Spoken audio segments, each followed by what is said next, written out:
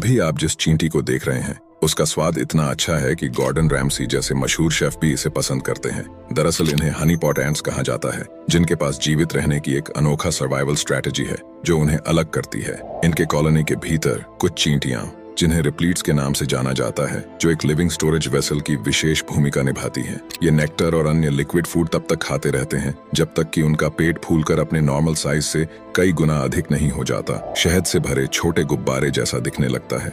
ये प्रक्रिया कॉलोनी के अस्तित्व के लिए महत्वपूर्ण है, खासकर ड्राई एनवायरनमेंट में जहां खाने की कमी हो सकती है। ऐसी ही चीजें जानने के लिए हमारे साथ जुड़े